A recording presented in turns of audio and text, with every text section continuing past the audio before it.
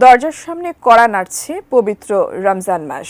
আল্লাহ তাআলার নির্দেশ অনুযায়ী মুসলিম উম্মাহ দীর্ঘ 1 মাস সিয়াম সাধনা পালন করবেন। এই মাসের ইবাদত আল্লাহ তাআলার কাছে বিশেষভাবে প্রিয়। আর পবিত্র রমজান মাসে ইবাদতের প্রস্তুতি গ্রহণ করাও নবীজি সাল্লাল্লাহু আলাইহি ওয়াসাল্লামের সুন্নত। পবিত্র রমজান মাসে মহানবী সাল্লাল্লাহু আলাইহি ওয়াসাল্লাম কিভাবে প্রস্তুতি নিতেন তা নিয়ে বিস্তারিত থাকছে ডেস্ক রিপোর্টে। রমজান হলো ইবাদতের বসন্তকাল। হিজরি মাসের মধ্যে শ্রেষ্ঠ মাহে রমজান আল্লাহর পক্ষ থেকে বান্দার জন্য বিশেষ নিয়ামত। আল্লাহ রব্বুল আলামিন এই মাসকে শাহরুল্লাহ তথা আল্লাহর মাস হিসেবে অভিহিত করেছেন।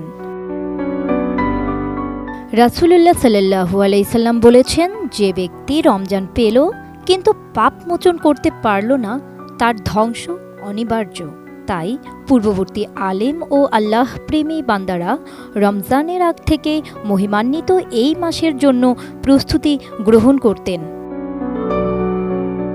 রজবের শুরু থেকেই রাসূল সাল্লাল্লাহু আলাইহি সাল্লাম একে একে সব ব্যস্ততা কমিয়ে এনে ইবাদত বন্দেগীতে মশগুল হতেন এবং প্রিয় মাস রমজানের জন্য প্রহর গুনতেন।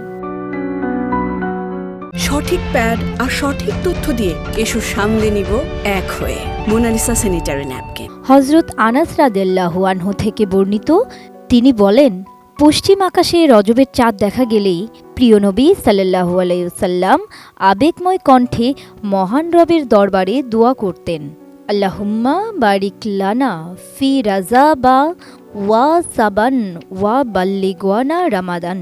অর্থ, হে আল্লাহ, আমাদের জন্য রজব ও শাবান মাসকে বরকতময় করে দিন আর আমাদের হায়াত রমজান মাস পর্যন্ত পৌঁছে দিন।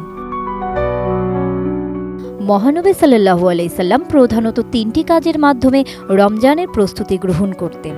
প্রথমত, রমজানের 2 মাস আগ থেকে মহানবী সাল্লাল্লাহু আলাইহি সাল্লাম রমজান লাভের দোয়া করতেন। তিনি বলতেন, হে আল্লাহ, আপনি আমাদের রজব ও শাবান মাসকে বরকতময় করুন এবং আমাদের রমজান পর্যন্ত পৌঁছে দিন।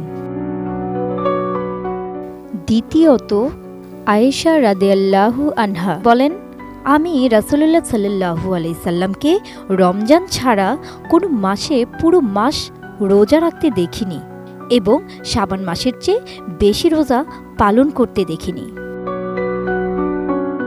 তৃতীয়ত, চাঁদের হিসাব রাখা।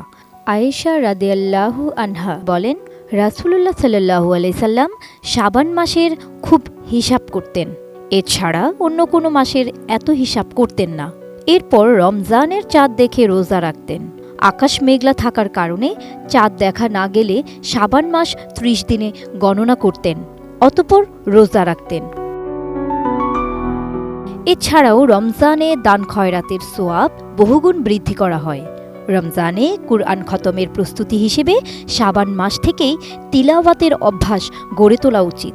আবু বকর আল বালখি রাদিয়াল্লাহু আনহু বলেছেন, রজব হলো বীজ বপনের মাস, শাবান হলো সেচ দেওয়ার মাস এবং রমজান হলো ফসল কাটার মাস।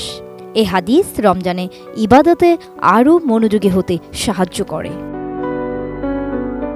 রমজানের আগে সকলের উচিত রোজার প্রয়োজনীয় মাসালাগুলো নির্ভরযোগ্য আলেম বা গ্রহণযোগ্য বই পুস্তক থেকে জেনে নেয়া। রমজানে নিজেদের ব্যস্ততা কমিয়ে আনার জন্য এখন থেকে পরিকল্পনা করা এবং একটি উল্লেখযোগ্য সময় ইবাদত বন্দেগীতে কাটানোর বন্দোবস্ত করা। জান্নাতুন নাহার জেরি, ATN নিউজ।